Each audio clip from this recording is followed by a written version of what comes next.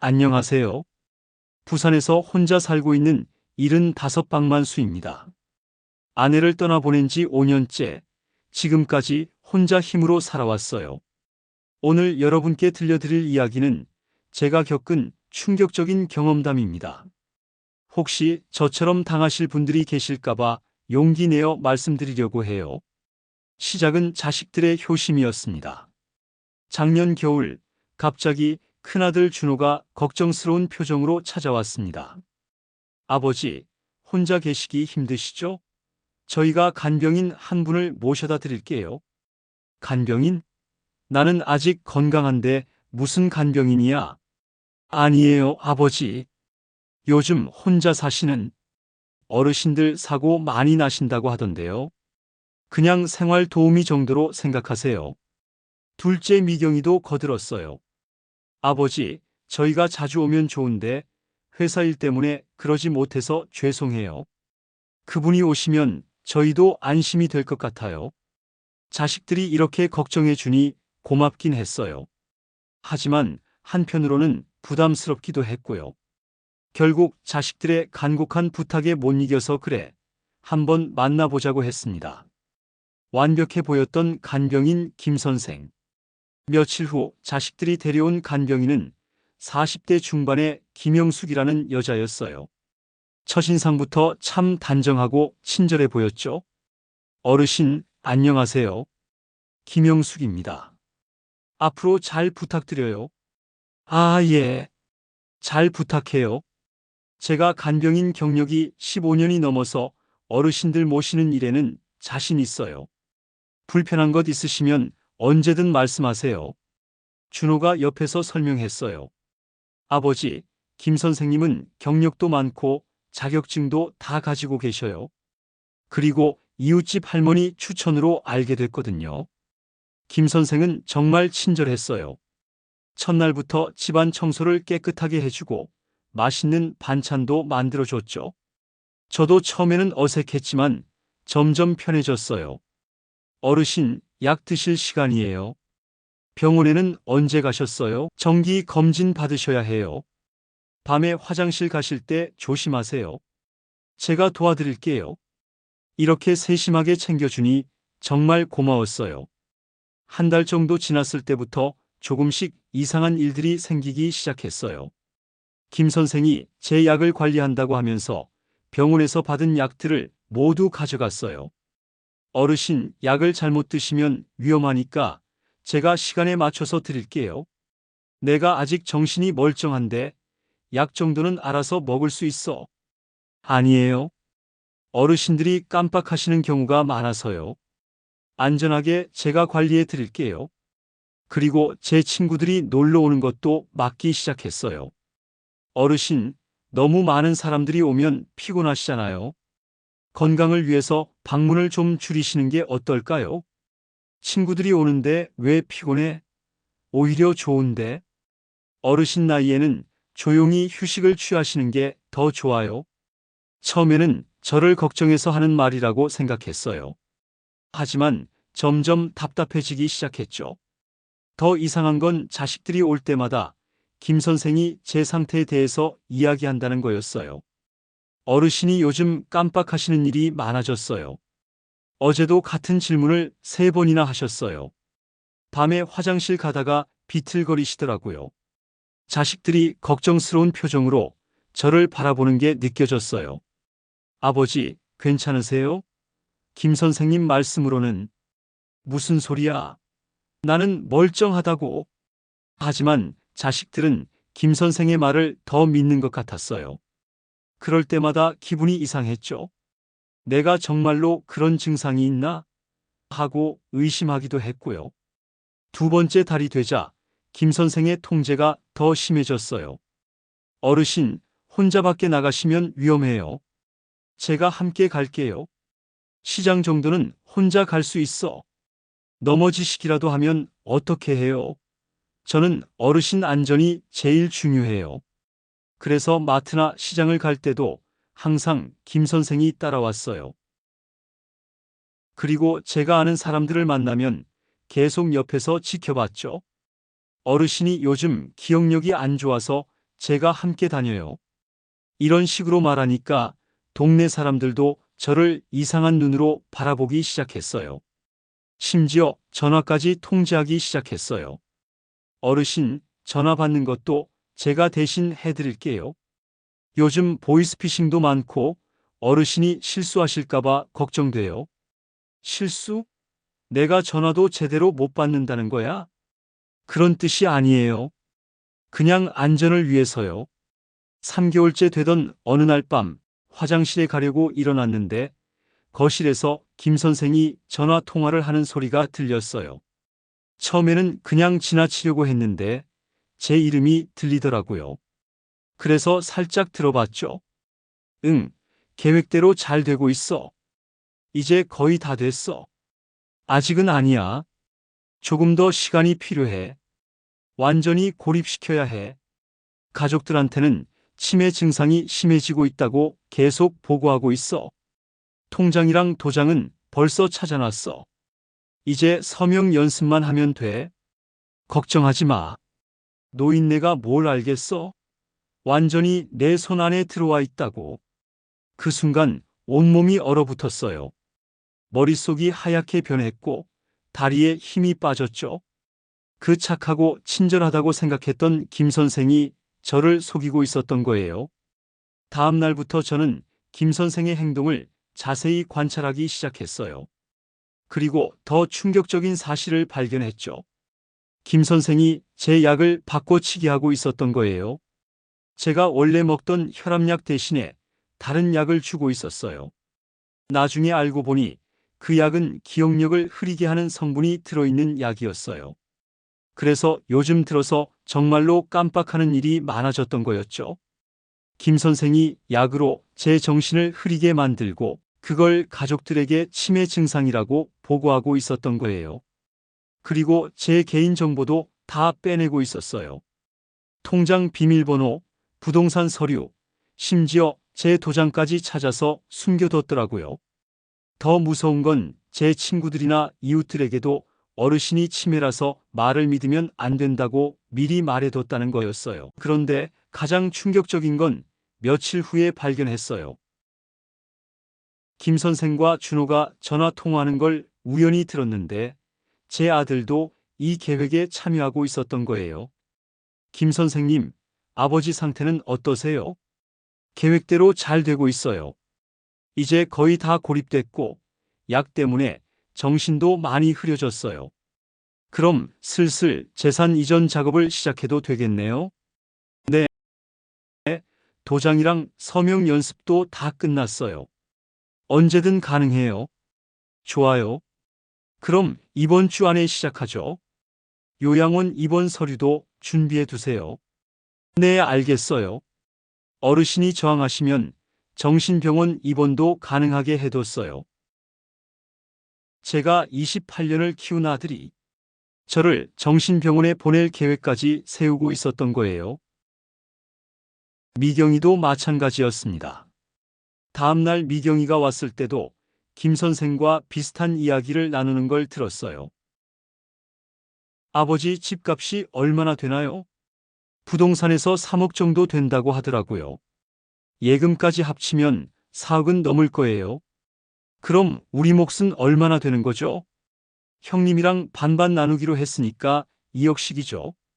그리고 김 선생님한테는 5천만 원 주기로 했고요. 좋네요.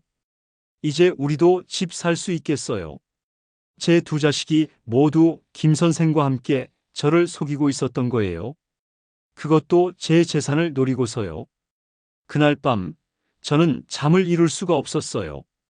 아내가 살아있었다면 이런 일이 없었을 텐데 그런 생각이 들면서 눈물이 났죠. 하지만 울고만 있을 수는 없었어요. 저도 대책을 세워야 했거든요. 다행히 아직 제 정신은 멀쩡했어요. 약 때문에 조금 흐려지긴 했지만 상황을 파악하고 계획을 세울 수는 있었죠. 먼저 김 선생이 주는 약을 먹지 않기 시작했어요. 먹는 척하고 혀 밑에 숨겨뒀다가 나중에 뱉어버렸죠. 그리고 제 행동을 관찰당하고 있다는 걸 모르는 척하면서 오히려 치매 연기를 하기 시작했어요. 오늘이 며칠이지? 김 선생, 점심 먹었나요? 아, 벌써 먹었구나. 화장실이 어디더라? 이렇게 연기하니까 김 선생이 완전히 속더라고요. 저를 완전한 치매 환자로 생각하기 시작했어요. 김 선생이 저를 치매 환자라고 생각하니까 제 앞에서 더 대담하게 행동하기 시작했어요. 전화 통화도 대놓고 하고 제 서류들도 제 앞에서 뒤지고 심지어 제 도장으로 서명 연습까지 했어요. 저는 몰래 휴대폰으로 이 모든 걸 촬영하고 녹음했죠. 김 선생이 제 통장에서 돈을 빼는 것도 찍었고 가짜 서명을 연습하는 것도 찍었어요. 그리고 자식들과 공모하는 전화 통화 내용도 모두 녹음했죠. 변호사와 경찰에 신고. 증거가 충분히 모인 후에 저는 몰래 변호사 사무실에 갔어요. 김 선생이 장을 보러 간 사이에 택시를 타고 다녀왔죠. 변호사님, 이런 일이 가능한가요? 변호사가 제 증거들을 보더니 깜짝 놀라더라고요. 어르신, 이건 명백한 사기와 절도 행위입니다. 즉시 경찰에 신고해야 해요.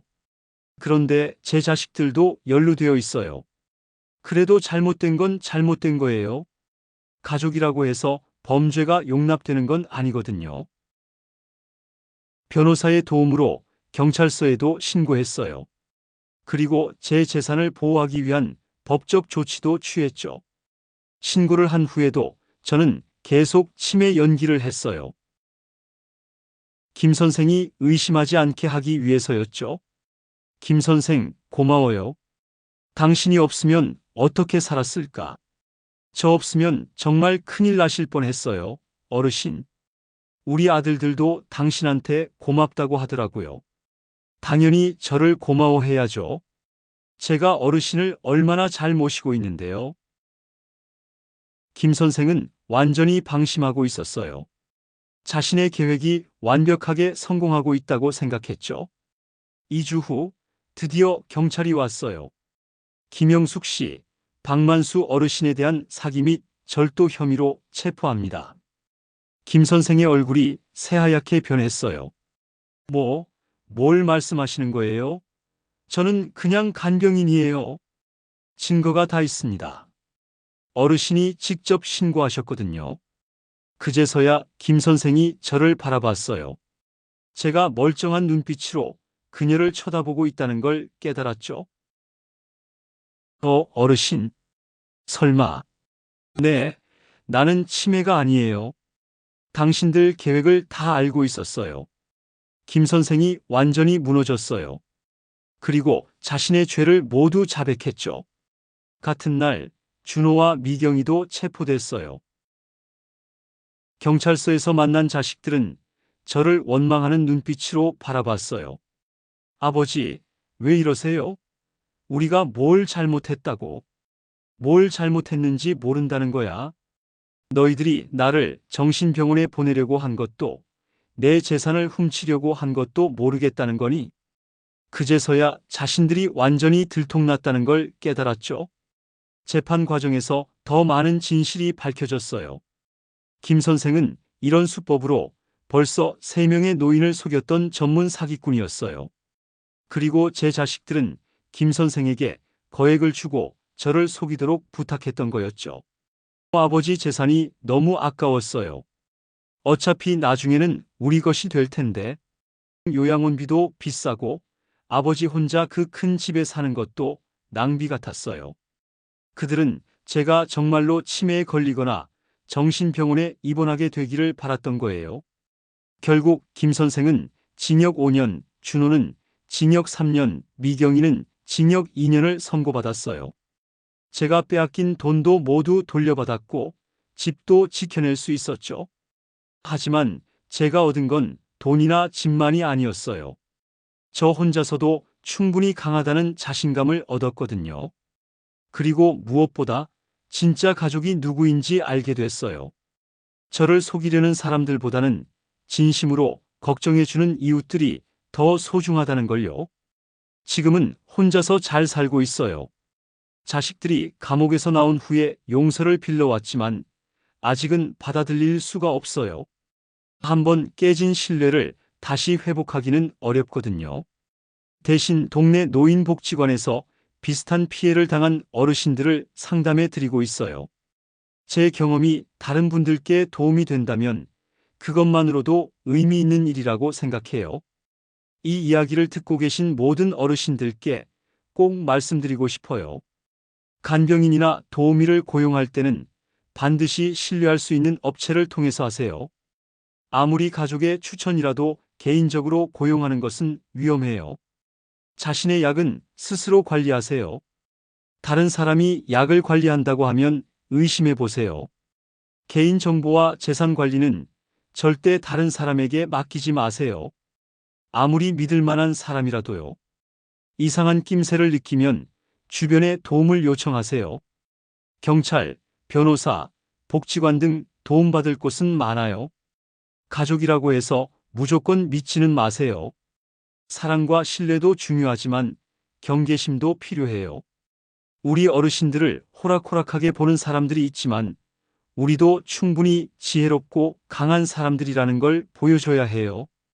혹시 지금 비슷한 상황에 계신 분이 있다면 절대 포기하지 마세요. 도움받을 수 있는 곳은 많고 여러분은 충분히 이겨낼 수 있는 분들이에요. 우리 모두 힘내서 당당하게 살아가요. 그리고 서로 도우며 이런 일이 더 이상 벌어지지 않도록 해요. 이야기가 재미있으셨다면 좋아요, 구독, 알림 설정은 사랑입니다. 감사합니다.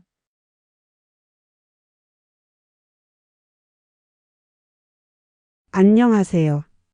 서울 강남구에 혼자 살고 있는 66 김은숙입니다. 남편을 하늘나라로 보낸 지 3년째 적적한 노년을 보내고 있었는데 제 인생에 큰 사건이 일어났어요. 오늘 여러분께 들려드릴 이야기는 정말 영화보다 더 극적인 제 경험담입니다. 혹시 저처럼 외로운 마음을 이용당하실 분들이 계실까봐 용기를 내어 말씀드려요. 작년 봄 아파트 단지 내 경로당에서 탁구를 치고 있는데 처음 보는 멋진 신사분이 나타났어요. 실례합니다. 저도 탁구를 좋아하는데 한 게임 하시겠어요? 키도 크고 정말 신사다운 분이었어요. 옷차림도 단정하고 말씨도 점잖으셨죠. 아, 네. 그러세요. 저는 이정호라고 합니다. 최근에 이 단지로 이사 왔어요. 김원숙입니다. 반갑습니다. 탁구를 치면서 이야기를 나눠보니 정말 교양 있고 품위 있는 분이었어요. 대학 교수 출신이라고 하시더라고요. 부인은 언제 잃으셨어요? 2년 전에요. 부인분은요? 3년 전에요. 정말 외롭죠. 서로 비슷한 처지라 그런지 금세 친해졌어요. 이정호 씨는 정말 완벽해 보였어요. 매주 경로당에서 만나서 탁구도 치고 가끔 동네 산책도 하고 차도 마셨죠. 항상 신사적이었고 절대 선을 넘지 않으셨어요. 은숙 씨 혼자 지내시기 힘드시죠? 좀 그래요. 자식들은 바쁘고 친구들은 다들 바쁘고 저도 마찬가지예요. 교수 시절 제자들은 가끔 연락하지만 역시 가족만큼은 아니죠. 이정호 씨는 경제적으로도 여유가 있어 보였어요. 항상 고급 브랜드 옷을 입고 다니시고 비싼 차를 타고 다니셨거든요. 제가 퇴직금이랑 연금이 좀 있어서 여유롭게 지내고 있어요. 부러워요. 저는 남편이 남겨준 보험금으로 겨우 버텨가고 있거든요. 은숙 씨도 충분히 여유 있어 보이시는데요. 한 달쯤 지나니까 이정호 씨가 조금씩 다른 이야기를 하기 시작했어요. 은숙 씨 혹시 재혼에 대해서 생각해 보신 적 있어요? 재혼이요? 이 나이에 무슨, 나이가 뭐가 중요해요? 서로 의지하며 살 수 있다면 얼마나 좋겠어요. 그렇긴 하지만 저는 은숙 씨 같은 분이랑 남은 인생을 함께하고 싶어요. 처음에는 당황스러웠지만 한편으로는 마음이 설레기도 했어요. 3년 동안 혼자 지내면서 얼마나 외로웠는데요. 너무 갑작스러우신 것 같아요. 미안해요. 제가 너무 성급했나 봐요. 하지만 제 마음은 진심이에요. 2달째 되던 날 이정호 씨가 정식으로 프로포즈를 했어요. 고급 레스토랑에 저를 초대해서 정말 로맨틱하게 말씀하셨어요. 은숙 씨, 저와 결혼해 주세요. 정호 씨, 저희 나이에 복잡하게 생각할 필요 없어요. 서로 사랑하고 의지하면 되는 거죠. 그러면서 비싼 반지까지 주시더라고요. 이건 제 진심의 표현이에요. 정말 영화 속 주인공이 된 기분이었어요. 이 나이에 이런 로맨스가 있을 줄 몰랐거든요. 시간을 좀 주세요. 생각해 볼게요. 물론이죠. 충분히 생각하세요. 집에 와서 딸 수진이에게 이야기했어요. 엄마, 정신 차리세요. 이 나이에 무슨 재혼이에요? 왜? 엄마도 행복할 권리 있잖아. 그 사람 제대로 알고 하시는 거예요? 혹시 엄마 재산 노리는 거 아니에요? 그런 분이 아니야. 경제적으로도 여유 있으시고. 엄마, 요즘 그런 사기꾼들 많다고 해요. 조심하세요. 아들 민수도 마찬가지였어요. 엄마, 너무 성급하신 거 아니에요? 좀 더 신중하게 생각하세요. 하지만 저는 자식들이 제 행복을 방해하는 것 같아서 섭섭했어요. 결국 일주일 후에 이정호 씨에게 좋다고 답했어요. 정호 씨, 저도 정호 씨와 함께 하고 싶어요. 정말이에요? 고맙습니다, 은숙 씨. 정호 씨가 정말 기뻐하시더라고요. 그럼 언제 혼인신고할까요? 너무 서두르는 것 같아요. 좀 더 알아가면서. 에이, 저희 나이에 뭘 더 알아가요? 빨리 혼인신고하고 같이 살아요. 그래도 은숙 씨가 걱정되시는 거 알아요. 그럼 일단 약식으로라도 해요. 나중에 정식 결혼식 올리고요. 혼인신고를 하기로 한 다음 주 이상한 일이 생겼어요. 정호 씨가 갑자기 급한 일이 있다며 돈을 빌려달라고 하시더라고요. 은숙 씨, 죄송한데 급한 일이 생겨서 잠깐 돈 좀 빌려줄 수 있어요? 돈이요? 얼마나요? 1,000만 원 정도만. 일주일 안에 꼭 갚을게요. 1,000만 원이라니. 너무 큰 돈인데요. 제 교수 시절 제자가 사업하는데 투자금이 급하다고 해서요. 제가 보증을 서야 하는데 통장에 잠깐 돈이 부족해서요. 그렇게 말하니까 그럴 수도 있겠다 싶었어요. 알겠어요.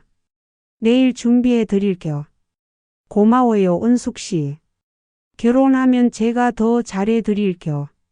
1,000만 원을 빌려준 지 일주일이 지나도 연락이 없었어요. 정호 씨, 돈은 언제 갚으실 거예요? 아, 미안해요. 제자가 좀 늦어진다고 하네요. 조금만 더 기다려 주세요. 그럼 언제쯤요? 이번 주 안에는 꼭 갚을게요. 하지만 그 주가 지나도 다음 주가 지나도 소식이 없었어요. 더 이상한 건 정호 씨가 점점 연락을 피한다는 거였어요. 요즘 바쁘시나요? 네, 좀 급한 일들이 있어서요. 한 달이 지나자 정호 씨가 또 다른 부탁을 했어요. 은숙 씨, 또 죄송한 말씀인데 설마 또 돈 이야기예요? 제가 투자한 부동산 때문에 계약금을 더 넣어야 해서요. 2천만 원만 더 빌려주실 수 있어요? 2천만 원이라니. 너무 부담스러워요. 걱정하지 마세요. 그 부동산이 완성되면 큰 돈을 벌 수 있어요. 은숙 씨와 함께 잘 살 수 있을 거예요. 하지만 지난번 돈도 아직 그것까지 다 해서 갚을게요. 믿어주세요. 결국 또 2천만 원을 빌려줬어요. 사랑하는 사람을 믿고 싶었거든요. 3천만 원을 빌려준 지 한 달 후 우연히 충격적인 장면을 목격했어요. 백화점에서 쇼핑을 하다가 이정호 씨를 봤는데 다른 여자분과 다정하게 손을 잡고 있더라고요. 그것도 저보다 훨씬 젊고 예쁜 여자분이랑요. 저분이 처음에는 제가 잘못 본 줄 알았어요. 하지만 분명히 이정호 씨였어요. 더 놀라운 건 그 여자분에게 반지를 끼워주고 있다는 거였어요. 저한테 준 것과 똑같은 반지를요. 그날부터 저는 이정호 씨를 몰래 따라다녔어요. 카페에서 다른 여자분과 만나는 것도 봤고 그 여자분에게도 똑같은 말을 하는 걸 들었어요. 미선 씨, 저와 결혼해 주세요. 정호 씨, 저희 나이에 복잡하게 생각할 필요 없어요. 똑같은 대사, 똑같은 반지, 똑같은 수법이었어요. 더 충격적인 건 그 여자분도 저처럼 남편을 잃고 혼자 사는 분이라는 거였어요. 며칠 더 관찰해 보니 이정호 씨는 저와 그 미선이라는 분 외에도 다른 여자분들과도 만나고 있었어요. 최소 4~5명은 되는 것 같았어요. 모두 5, 60대 과부들이었고 모두 어느 정도 경제력이 있어 보이는 분들이었어요. 그리고 모든 분들에게 똑같은 방식으로 접근하고 있었어요. 경로당에서 만나기, 친해지기, 프로포즈하기, 돈 빌리기. 완전히 체계적인 사기였던 거예요. 용기를 내서 그 미선 씨에게 접근했어요. 실례합니다. 혹시 이정호 씨 아세요? 네? 어떻게 정호 씨를? 저도 그분과 좀 복잡한 일이 있어서요. 카페에서 이야기를 나눠보니 미선 씨도 저와 똑같은 피해를 당하고 있었어요. 저도 2,500만 원 빌려줬어요. 저는 3천만 원이에요. 그럼 우리 둘 다 속은 거네요? 그런 것 같아요. 미선 씨와 함께 다른 피해자들도 찾아봤어요. 경로당들을 돌아다니며 이정호 씨를 아는 분들을 찾아봤더니 정말 많은 분들이 당하고 있었어요. 총 7명의 피해자를 찾았고 피해 금액만 해도 2억이 넘었어요. 이 사람 완전히 전문 사기꾼이에요. 어떻게 이런 일이? 우리가 다 당한 거예요. 모든 분들이 비슷한 수법으로 당하고 있었어요. 그리고 모두 혼인신고를 약속받고 있었어요. 이렇게 당할 수만은 없어요. 우리도 계획을 세워봐요. 제가 다른 피해자들을 모아서 회의를 했어요. 경찰에 신고하면 되는 거 아니에요? 그럼 우리 돈은 어떻게 돼요? 이미 다 써버렸을 것 같은데. 일단 증거부터 모아야 해요. 우리는 체계적으로 증거를 모으기 시작했어요. 각자가 이정호와 주고받은 문자, 메시지, 통화 녹음, 돈 거래 내역, 만나는 장소와 시간 등을 정리했어요. 증거가 충분히 모인 후 우리는 이정호를 함정에 빠뜨릴 계획을 세웠어요. 제가 미끼 역할을 했어요. 이정호에게 전화를 걸었죠. 정호 씨, 제가 큰 돈이 생겼어요. 큰 돈이요? 네, 보험금을 받게 됐어요. 5천만 원 정도요. 이정호의 목소리가 확연히 달라졌어요. 와, 정말이에요? 축하해요. 정호 씨도 투자할 곳이 있다고 하셨잖아요. 같이 해요. 좋은 생각이에요. 언제 만날까요? 약속 장소인 호텔 로비에 이정호가 왔을 때 우리 7명이 모두 나타났어요. 원숙 씨, 이게 어떻게 된 거예요? 정호 씨 아니 이정호 씨. 진짜 이름이 뭐예요? 이정호의 얼굴이 새하얗게 변했어요. 저기 무슨 일인지. 우리 모두 당신한테 속았어요. 우리가 다 연결돼 있다는 걸 몰랐죠. 미선 씨가 말했어요. 당신 때문에 우리가 얼마나 상처받았는지 알아요. 다른 피해자들도 하나씩 나서서 이야기했어요. 이정호의 정체가 모두 밝혀졌어요. 진짜 이름은 김철수, 나이도 실제로는 72세였어요. 대학 교수 출신이라는 것도 거짓말이었고 경제적 여유가 있다는 것도 모두 거짓이었어요. 심지어 그가 타고 다닌 비싼 차도 렌트카였고 입고 다닌 명품 옷들도 모두 가짜였어요. 당신이 우리한테 한 말 중에 진짜가 하나라도 있어요? 죄송합니다. 죄송하다고 되는 일이에요?